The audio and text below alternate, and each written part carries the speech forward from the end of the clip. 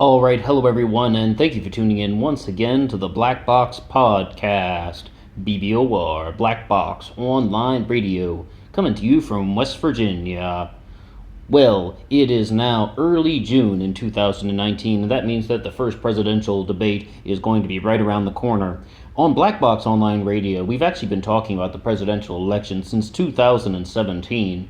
It's just kind of a hot button issue with the American people. Although I would say, though, that people are also sending out their fundraising advertisements for the House and the Senate and a handful of other things, perhaps state and local stuff as well. I was shocked, though, speaking of 2017, that we actually heard the name John Delaney mentioned in a handful of online media. Like the Young Turks were talking about him. I mean, even CNN did something about him.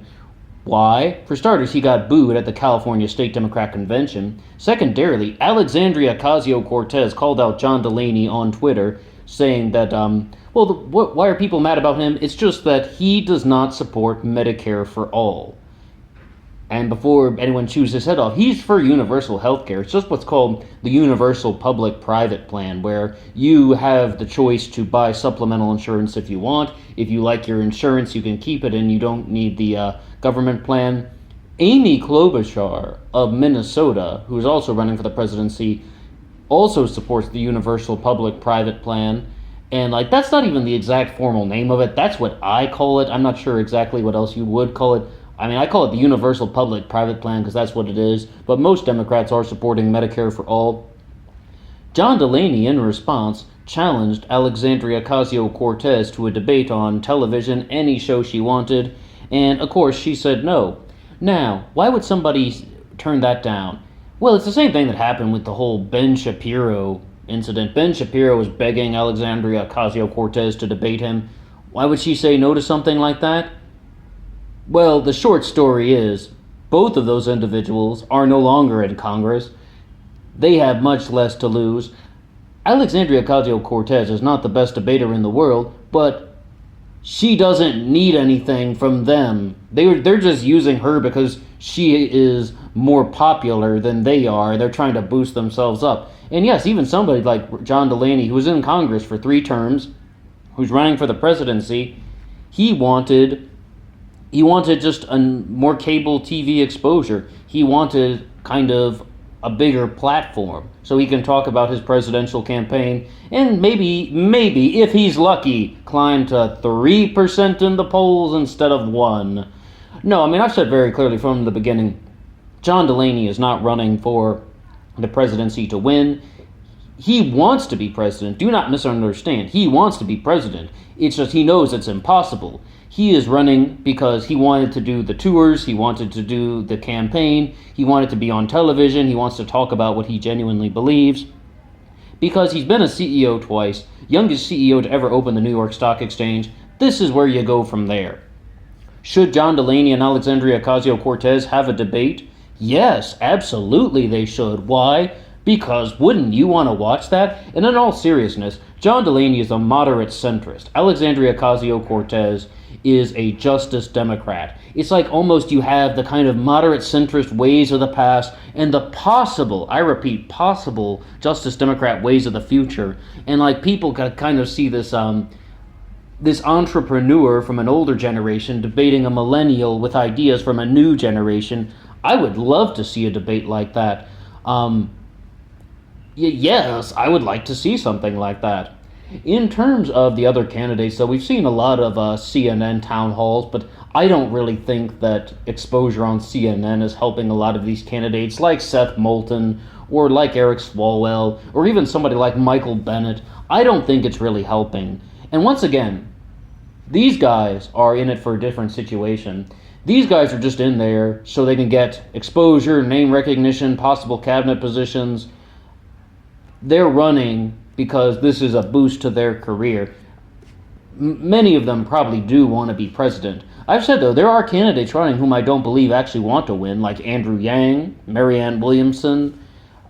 Mike Gravel openly said he didn't want to win. Those candidates might not necessarily want to win the whole thing, but candidates like Seth Moulton and even John Hickenlooper, perhaps, Tim Ryan, and Eric Swalwell, They are running because they want to boost up their own careers. They want to kind of get a leg up. They want to just get national exposure and more name recognition. They would love to become household names. Because that's an issue, though, with a guy like John Delaney. He was on the campaign since 2017, declared his presidency in, was it June or July? I used to know the date. It was like June 18th, 2017 or something like that, because they just posted it like at the beginning of his one of his speeches or something like that. I just saw that yesterday. A really long Flippin Time. And most of America might recognize the name, but they wouldn't be able to tell you anything about him, even if they could. But a lot of people would just not know him. That's even how the Young Turks introduced a segment on him after he got booed for not supporting Medicare for all. They're just like, who is this guy? We don't know who he is. But I mean, they might not be telling the truth, because if they followed political news as their job, they must have heard about some guy like John Delaney. Even if you're just like someone who gets the news on Instagram like I do and doesn't even really watch much cable television, you hear about all the candidates. I mean, you hear about every time somebody is announcing their bid for the presidency, whether it's, as we said, Michael Bennet or Seth Moulton. I can't tell you anything about Seth Moulton other than he's a representative from Massachusetts, and he's running for president, but that's something. Okay, so where does that leave us? Well, right now, in early June of 2019, Joe Biden is really climbing in the polls, even to the point where people are beginning to wonder, is it the end for Bernie Sanders? Does he just get off the train? Is he in a position where he cannot win? I'm not so sure about that. I don't think that it's a time for anybody like Bernie Sanders to throw in the towel, but they're just asking, is there a feasible chance for Bernie Sanders to defeat Joe Biden? Because let's look at the situation right now. Biden is up to 35% in some polls, and Bernie is polling at a much, much lower.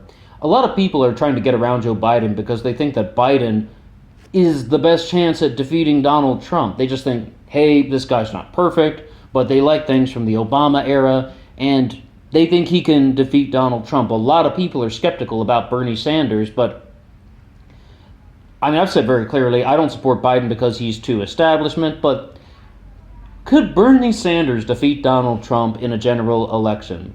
Oh, yes, absolutely. I mean, I don't even need to hesitate about that, because if Donald Trump has shown us anything, it is that anything is possible. Even the host of The Celebrity Apprentice, or the guy who owns a bunch of hotels, can become president. Of course, Bernie Sanders could win, or Kamala Harris, and Pete Buttigieg could win if they were actually faced against Donald Trump in a general election. And I'm not talking about polls, and I'm not talking about data or anything like that right now. I'm talking about this candidate versus that candidate. Yes, it could happen. It could happen. Anything is possible in the general election. But the Democrats are really at a crossroads right now, because on the one hand, I was criticizing them, I guess, at the beginning for booing John Delaney, but more just stating it as a fact, really. If anything, though, it's one of the things that their party has been lacking, which is kind of unity on the issues. Some Democrats are for Medicare for all, some are not. Some are for the Green New Deal, some are not. They didn't have a single leader to get behind. They still don't really have one. I mean, Joe Biden is certainly not the leader of the Democratic Party. Bernie Sanders cannot be the leader of the Democratic Party because he only represents a fraction of it. It's a large fraction, but it is not the whole wing of the Democratic Party. Not all Democrats are behind Bernie's message. They're not all Democrats are democratic socialists. Not all of them are agreeing with him. So that's what I meant when I said the Democrats are just kind of divided on the issues. And if anything, if they all got together behind Medicare for all, that'd be a step in the right direction. And if they had a single leader that they could turn to, that could be something as well. One of the things we were trying to talk about last time was, it's kind of a conspiracy theory out there that they have this diverse field of candidates, but they're all working for Joe Biden. They're all in cahoots with Biden. Is something like that even possible? Well, I mean, yes, it's possible. Biden could just get these people to run. Hey, you'll get more money You're going to get more exposure. You're going to become famous, and you're going to become somewhat wealthy. Your net worth might double or triple. We're talking about Julian Castro is only running to represent that there can be a Hispanic candidate in the Democratic Party. Andrew Yang is only running to represent that there can be an Asian American candidate in the party, not to mention women. Wayne Messam, an African American male. They're covering all the bases. And anybody who is not there, who they didn't need for diversity points, is only running because, once again, they want to get their own name recognition. We're talking about people, well, we've already listed them all. The white guys, the straight white men, they are only running because they want to get their platform. Except, though, one exception, and that would be an individual named Bado ORourke. No, Bado is somebody who came in with a lot of enthusiasm. He came in with a lot of steam. The train was running strong, and he raised an enormous amount of money in the first 24 hours. But the issue, though, with Bado ORourke is a lot of people are just not that impressed. I mean, they thought that he had a chance of taking out Ted Cruz, and that's why they were supporting him. That's why he had such a big following during the 2018 congressional election. Bado, of course, was running for the Senate seat against Ted Cruz. People supported him because they thought that he could win. It's not only that he was representing a different brand of politics, which, I mean, Bado is also somewhat establishment. Bado is somewhat of an establishment candidate in terms of his voting record. Now, here's the thing, though. Not every politician has to be the same. Not every political thinker has to be the same. Not every person has to think in the same way. You can recognize that someone has a different viewpoint, a different political ideology, a different personal philosophy. You can recognize that people are thinking differently than you. Right? Do we really need to explain all this? Yes, for one reason. If someone is only saying their stuff because they want to be part of the political establishment, that's something we can't really accept. All right, this is a different type of politician. Hey, he's not really the type of guy that I'd want to vote for in terms of his voting record and in terms of the things that he's saying. That's one thing. But then you hear somebody who's just like, the subtext, meaning the underlying message of their platform is, I want to be the political establishment. That's not very acceptable. There's a difference between I want to be a different kind of politician and I want to be the establishment. And it's very possible, it's in fact even likely that Bado's kind of crowd-pleasing efforts toward millennials are just a pathway for him to enter into the establishment. He wants to be an establishment politician. Cory Booker definitely wants to be an establishment politician, and he doesn't try to hide it. Kamala Harris already is an establishment politician. The Attorney General of the state of California, working directly with Eric Holder, a horrendously corrupt individual, Fast and the Furious, talked about brainwashing African Americans. If that's your ambition, that's not a very good thing. And the living, breathing version of the establishment is Joe Biden, a senator since the 1970s, 36 years in the Senate, and then 8 years as vice president. He is an establishment Democrat. And if you're thinking about voting for Joe Biden, that isn't a smear against him. That is just kind of like just a description. That's not an insult. It's just a description. He's an establishment candidate. Some guy who would be a non-establishment candidate would be somebody like Andrew Yang, right? Or Mike Gravel, Marianne Williamson, the people we mentioned that didn't want to actually win the whole thing.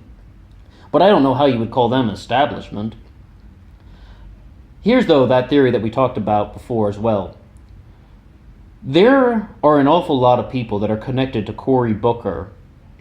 Is Cory Booker the dark horse? Is Cory Booker the person who's actually going to steal the show? And was this all calculated from the beginning that Cory Booker was going to come in? The reasons why I'm saying this is multiple people have given kind of cozy endorsements to Cory Booker in the past. Andrew Yang described him as a personal friend. Tim Ryan described him as gave a small endorsement for him in his book, The Real Food Revolution, saying these are senators who are good people and such. And there's just something in there about Cory Booker. I'm going to look out for that. And we've talked about this on the channel before, so I'm just going to repeat that one sentence one time. Look out for Cory Booker. And is he going to be rising in the polls? I would say, though, Cory Booker is not very well liked. One of the people that we haven't had a chance to talk about much this time is Tulsi Gabbard. Tulsi Gabbard has a very strong fan base. Well, they're not really fans in terms of politics. She has a very strong base of supporters.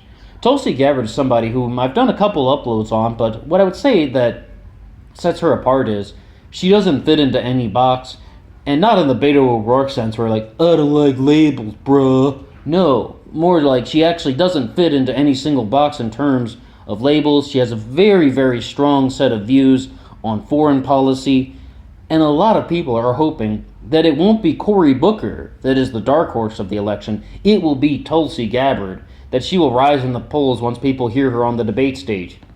It's going to be an uphill battle. I like Tulsi Gabbard.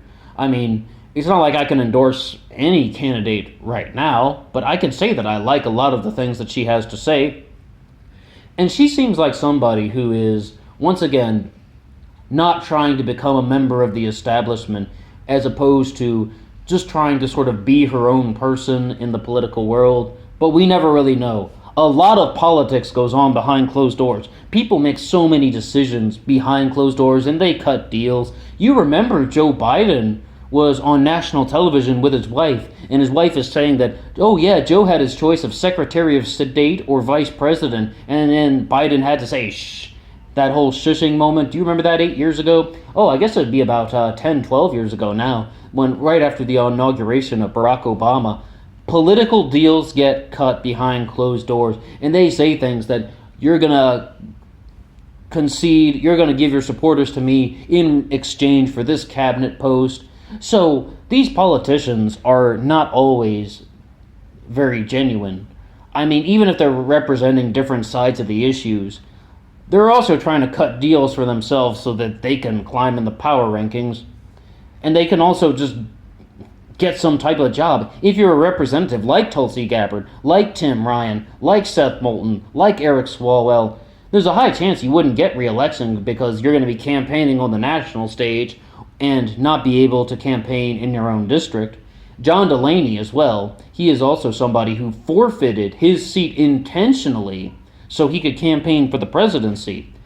Representatives have a very rough time. That's one of the reasons why we haven't had a representative go straight to the presidency since James Garfield back in the 1800s. It's a little bit difficult for them. Therefore, they're eager to cut deals. All of them are. You think Kirsten Gillibrand just wants to be a senator? No, she would like to be secretary of ... Although, we're going to know a little bit more once the debates happen. Someone might crash and burn in the debates. Do you remember Rick Perry in 2011? He's going to cut the Department of Commerce, Education, and what's the other? I mean, people can crash and burn in the debates. Marco Rubio last time around kept repeating his scripted lines. People can crash and burn in the debates. We don't really know what's going to happen yet at this time around, but what we can say is we should approach the politicians with somewhat of an open mind. We can listen to what they have to say, and let's get skeptical around them. And also, look out for those statements that people are making about how they've been talking favorably about them. Maybe you're reading an article or something, and there's one or two lines where they mildly endorse another candidate, and then you begin to think, is this candidate forming an alliance